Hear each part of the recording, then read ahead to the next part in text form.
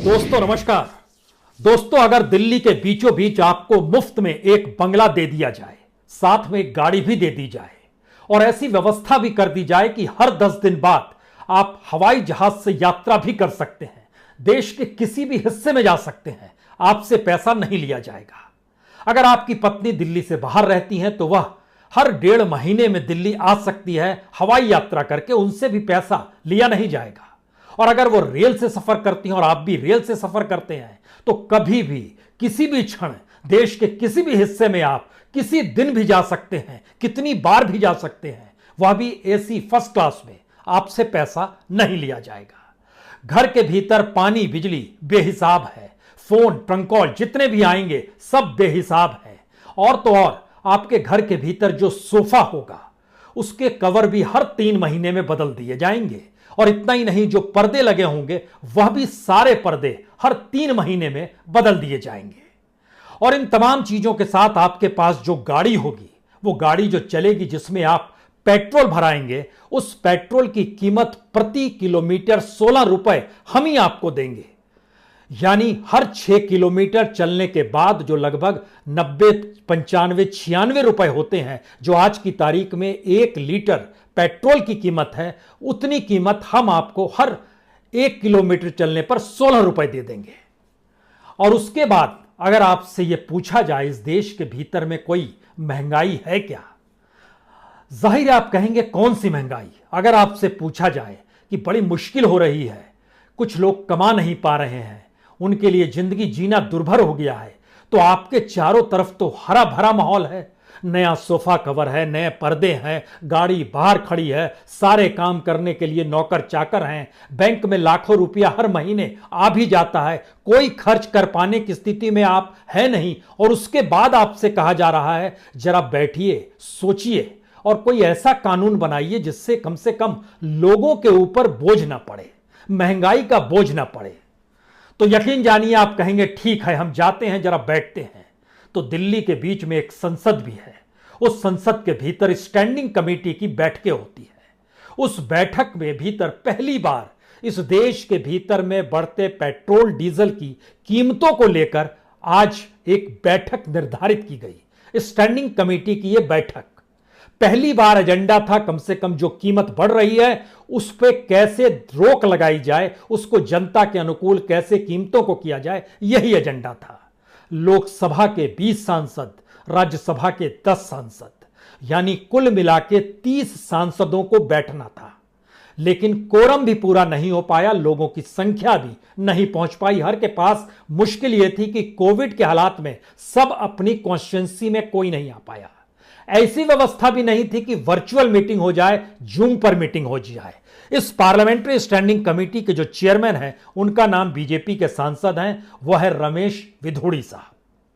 Petrol diesel के बारे में कौन कितना जानता है, पूरी फहरिस्त अगर हम आप पढ़ना शुरू करेंगे तो आप भी हैरत में आ जाएंगे। अच्छा, ऐसे ऐसे लोग हैं। हम आपको बीजेपी के लोगों का नाम बताएं या विपक्ष के लोगों का नाम बताएं। लोकसभा के 20 सांसदों में से 12 सांसद बीजेपी के, राज्यसभा के 10 सांसदों में से 3 सांसद बीजेपी के। रमेश विधोड़ी भी हैं, दिलीप सैकिया भी हैं, रमेश चंद भिंड भी हैं, टोपन कुमार गगोई भी हैं, नारायण भाई कचहाड़िया भी हैं, राउमल नागर भी हैं, उमेश पाटिल भी हैं, भारती बेंश, तमाम नाम हैं। आप सोच रहे होंगे कैसे नाम को किस रूप में हम पढ़ें। सभी सांसद हैं और सभी स्टैंडिंग कमेटी के हिस्सेदार हैं। हमने कुछ सांसदों को फोन लगाया और पूछा कि क्या आप पार्लियामेंट्री स्टैंडिंग कमेटी में आज जा रहे हैं।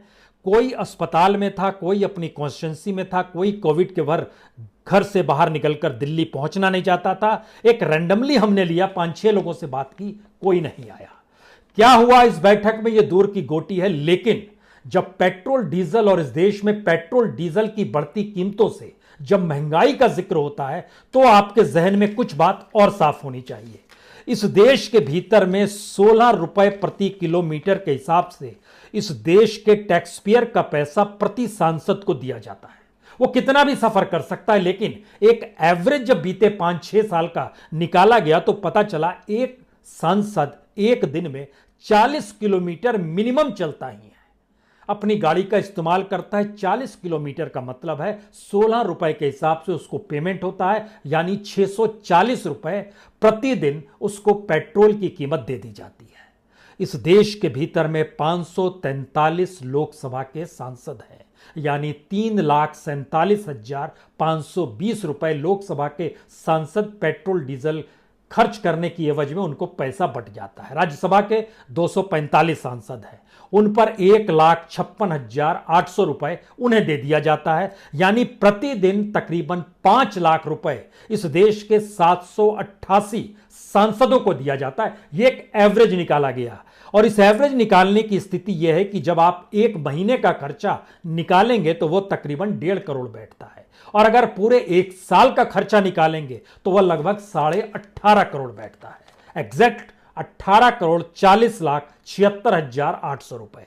यह इस देश के भीतर में सांसदों का पेट्रोल पर मिलने वाला खर्चा है जो उन्हें मिल जाता है, और इतना तेल इस देश के भीतर में जल जाता है। और सबसे ज्यादा पेट्रोल डीजल की खपत लोकसभा इलेक्शन के साल 2018-19 में हुई, जब प्रतिदिन 12 करोड़ रुपए पेट्रोल डीजल पर यह सांसद उड़ा रहे थे।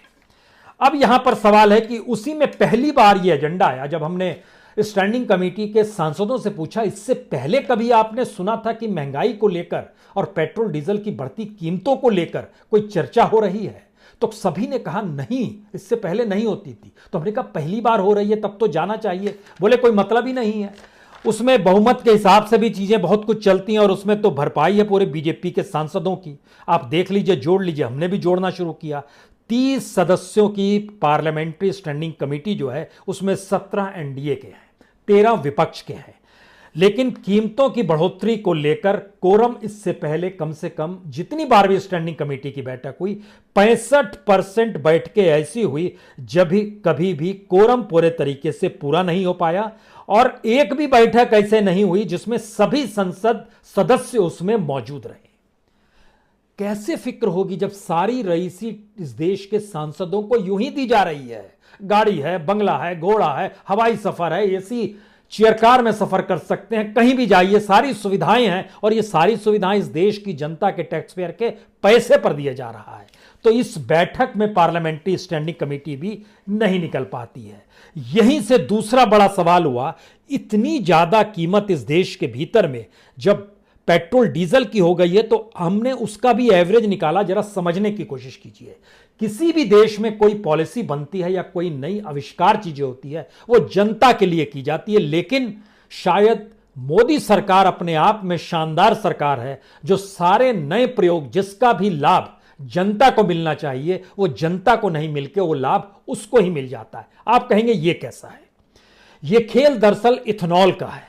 इथेनॉल 20% तक पेट्रोल में मौजूद रहे, ये 2025 तक का टारगेट लिया गया, और आज की तारीख में तकरीबन 8.5% से लेके 10